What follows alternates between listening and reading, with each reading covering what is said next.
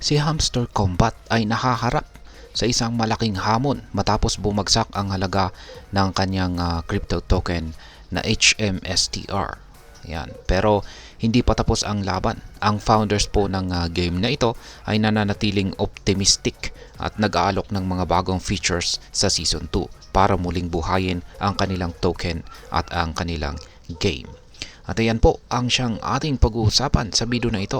Pero bago po tayo magpatuloy ay nais ko lamang po munang bigyang linaw ang aking disclaimer kung saan ang nilalaman po ng video na ito ay hindi po ito isang financial advice.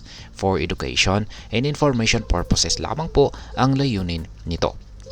Yan, ano nga ba talaga ang nangyari sa Hamster token? Matapos po ang record-breaking na airdrop niya ng Hamster token, marami pong holders ang agad-agad na nagbenta ng kanilang tokens. Kaya nagresulta po ito sa pagbaba ng halaga ng Hamster token mula $660 million ay naging $255 million ito. Ayon sa founders ay normal na phenomenon ito pagkatapos ng airdrop dahil maraming tao ang kumukuha ng mabilisang kita. Ayan, gusto po nila ay kumita po sila kaagad. Ngayon ay bakit mataas pa rin ang kanyang trading volume?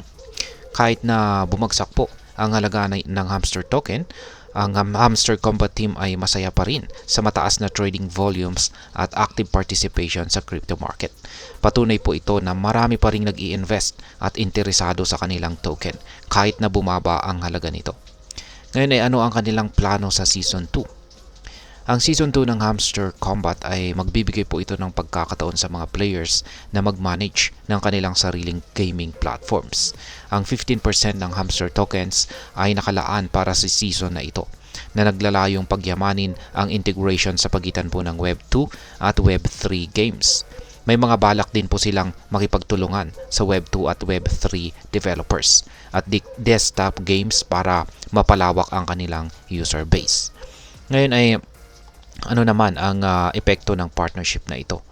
Ang bagong partnership ay naglalayong lumikha ng mga integrated at immersive na ecosystem. Sa ganitong paraan ay inaasahan po ng Hamster token or Hamster Combat na mababawi nila ang mga players na nawala pagkatapos ng airdrop at makaka-attract ng mas malawak na diverse audience. Ngayon ay kailan naman ilalabas ang Season 2? Target ng mga founders na ilabas ang Season 2 bago po matapos ang buwan na ito. Umaasa po sila na ang mga bagong features na ito ang siyang magre-resulta sa muling pag-usbong or pagkaroon ng interest ng maraming players dito at posibleng mag-rebound ang kanilang token. Ngayon ay ano naman ang aking masasabi tungkol dito?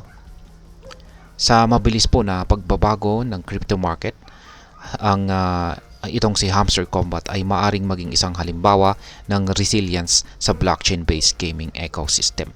Kahit bumagsak ang halaga ng kanilang token, ay hindi po sila nawawalan ng pag-asa. Ang kanilang mga bagong plano at features ay nagpapakita po ng kanilang determinasyon na muling buhayin ang laro at ang kanilang token. Hamon man ang kinakaharap ng Hamster Combat, hindi po sila susuko.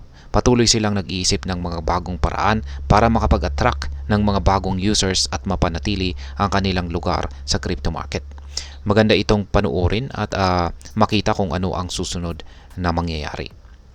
Mahaba pa ang laban, ngunit mukhang may laban pa rin itong si Hamster Combat. Kaya abangan na lamang po natin kung sila ay magtatagumpay yan, sa kanilang mga bagong strategies. Kaya, ayan. Sa tingin ko ay may pag-asa po talaga siya basta hindi susuko ang mga developers nito. Tuluyan na lamang pong mamamatay ang isang project or ang isang laro kapag pinabayaan na ito ng mga developers. Kaya ayan, hanggang dito na lamang po tayo sa video na ito mga ka-crypto. Sana po ay inyong nagustuhan ang aking paliwanag sa video na ito. Kung inyo po itong nagustuhan, pag-click lamang po ang like button nito. Para naman po sa mga bago lamang dito, kayo po ay aking inaanyayahan para mag-subscribe. Pag-click na rin po ang bell icon nito dahil ito po ang siya magsisilbing notification nito sa mga bago kong videos na akin pong ina-upload sa aking YouTube channel na ito.